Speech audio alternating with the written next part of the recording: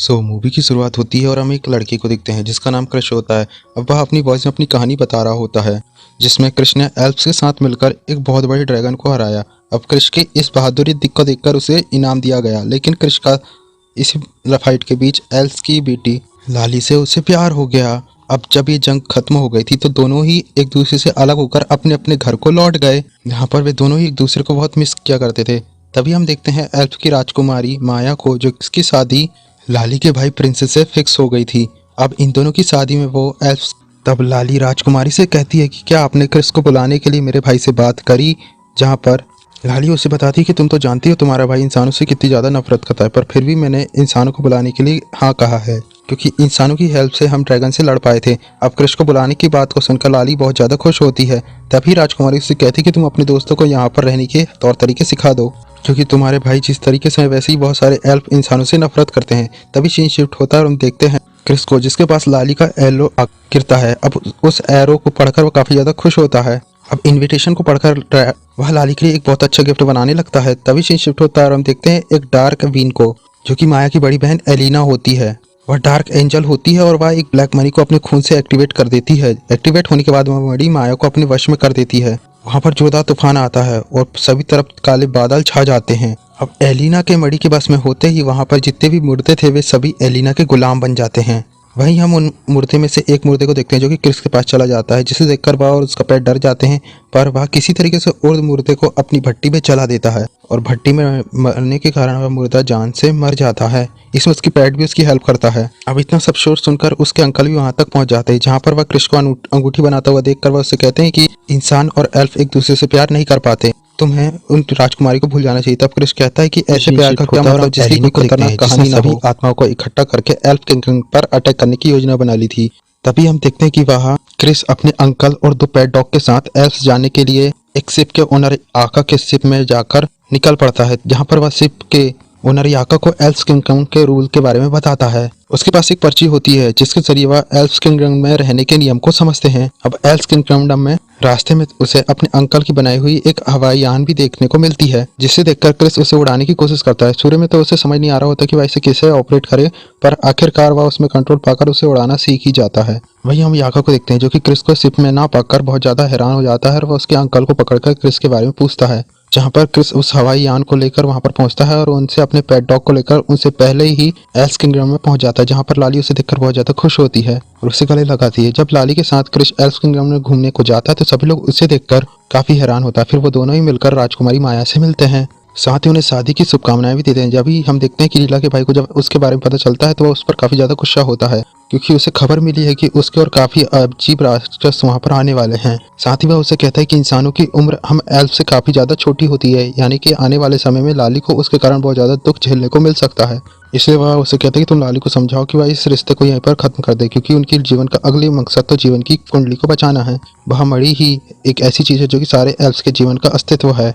राजकुमारी उसकी बात मानकर रीला को जीवन के मणि स्त्रोत के पास ले जाती है और वह उसे बताती कि यही एल्फ के जीवन का स्त्रोत है। सबसे पहले तो यह एक ही मणि थी, पर भगवान ने इसे दो भागों में बांट दिया, काले और हरी मणि में। जिस तरीके से हरा मणि जीवन को दर्शाता है उसी तरीके से काली मणि भी मृत्यु को दर्शाती है। वह उसे बताती है कि हमें नहीं पता कि काली मणि कहाँ है, हमारे पास केवल हरी मणि है और इसकी देखभाल हम करोड़ों सालों से करे आ रहे हैं। और शादी के समय में एक राजकुमारी इस मणि को पहनती है, जहाँ पर एल्फ राजकुमारी कहती है कि इस साल मैं चाहती हूँ कि इस मणि को तुम पहनो, जहाँ पर लाली कहती है इसका रीजन बताओ मुझे, जहाँ पर राजकुमारी बताती है कि मैं ब्लैक मणि को महसूस कर सकती हूँ, लगातार ब्लैक मणि हमारे नजदीक आ रहा है और उसकी शक्तियाँ भी बढ़ती जा रही है, इसलिए मैं चाहती हूँ कि इस मणि की रक्षा तुम करो। तब लीला उस मणि को लेती है और कहती है कि मैं इसे कृष को दिखाऊंगी, जहाँ पर वह उसे ऐसा करने से मना करती है, कहती है कि हम इंसानों पर भरोसा नहीं कर सकते। तभी हम देखते हैं कि जब वे सभी लोग एल्फ किंगडम पहुंचते हैं तो उन सभी से उनके हथियार ले लिए जाते हैं ताकि एल्फ को किसी भी तरीके का खतरा ना हो। फिर शिफ्ट होता है और हम देखते हैं वेडिंग के समय को, जहाँ पर राजकुमारी और प्रिंस की वेडिंग होने वाली होती है, जहाँ पर जाते समय राजकुमारी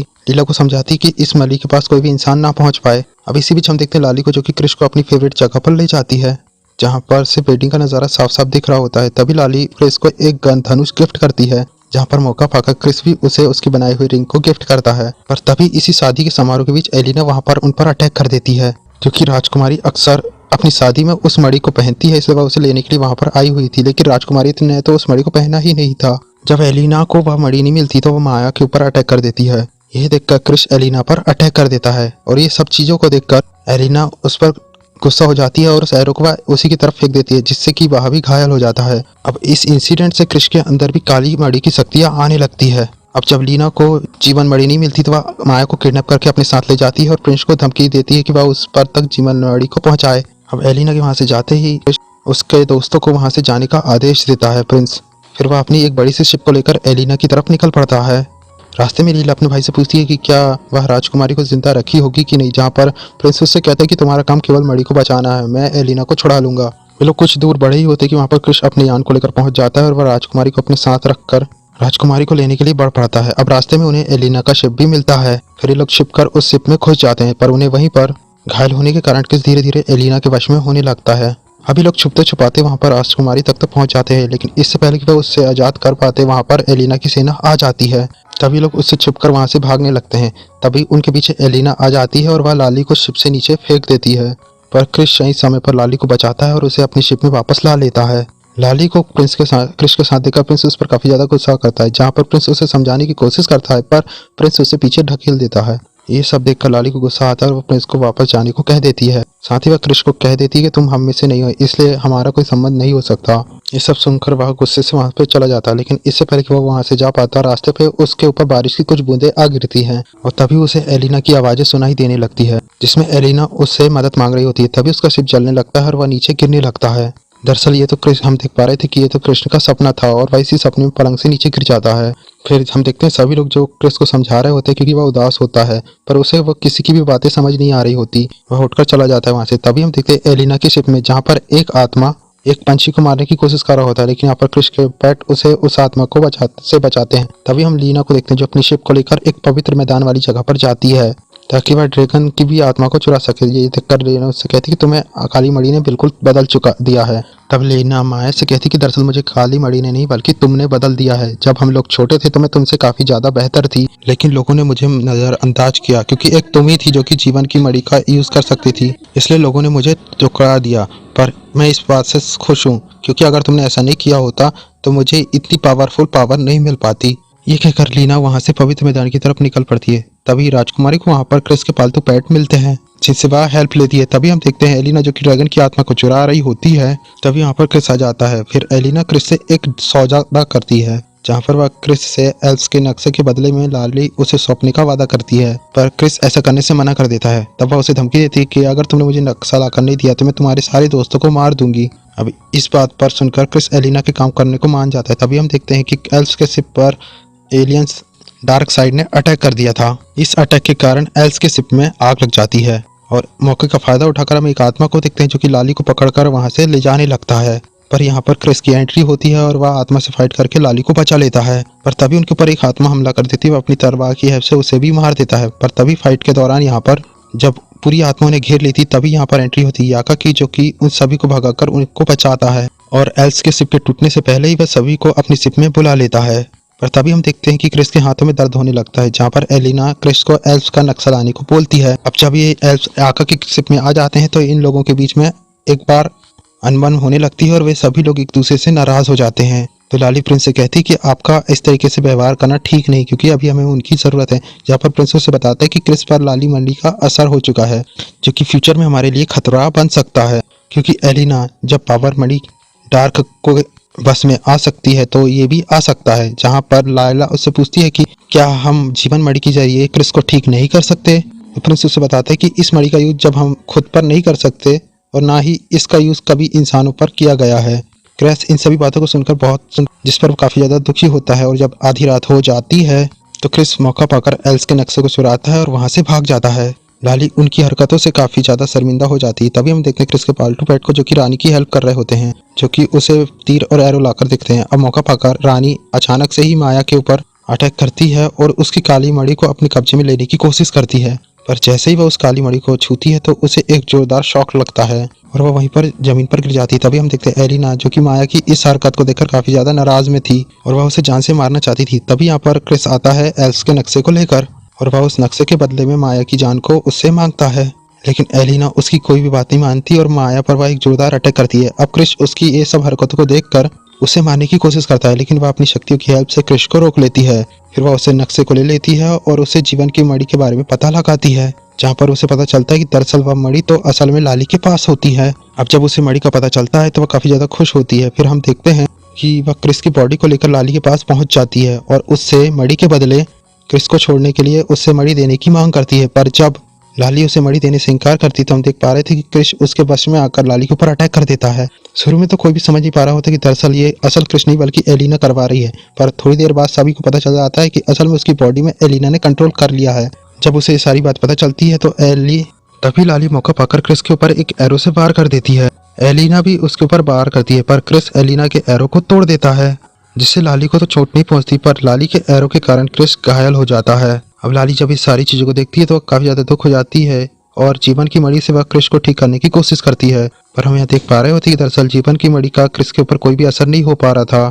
तभी लाली अपने खून से उस मणि को लगाकर क्रिस को ठीक करने की कोशिश करती है। देखकर प्रिंस उसे ऐसा करने से मना करता है क्योंकि ऐसा करने से हो सकता है कि काली मणि की शक्ति उसके अंदर आ जाए। पर फिर भी वह उसकी बात को नहीं मानती है। वह क्रिस ठीक करने के लिए पूरी कोशिश करती है और उसकी इस कोशिश के कारण क्रिस तो सही सलामत ठीक ही हो जाता है। और जब वह ठीक हो जाता है तब वह एलिना को बताता है कि दरअसल एलिना ने माया को एक अंधेरी गुफा में छुपा कर रखा हुआ है। अब ये लोग सभी लोग एक साथ मिलकर राजकुमारी को छुड़ाने के लिए वहां से निकल जाते हैं। तभी हम एलिना को देखते हैं जो कि नक्शे की हेल्प से उन लोगों की सारी बातों को सुन चुकी थी, इसलिए वह उन पर अटैक के लिए पूरी तरीके से तैयार थी। अब जब ये लोग वहां पर पहुंचते हैं कि तभी एलिना उन पर अटैक कर देती है। अब इसी अटैक के बीच वो लोग जाकर एक गुफा के ऊपर गिरते हैं जहाँ पर एलिना का शिप भी उनके ऊपर आकर क्रैश हो जाता है। हमें यहाँ पता चलता है कि दरअसल माया तो शिप के उस तरफ कैद होती है जहाँ पर ये लोग वहां पर आसानी से नहीं पहुंच पा रहे थे। तभी लाली अपनी जादुई एरो में जीवन की मणि को लगाकर उसे रानी की तरफ फेंक देती है।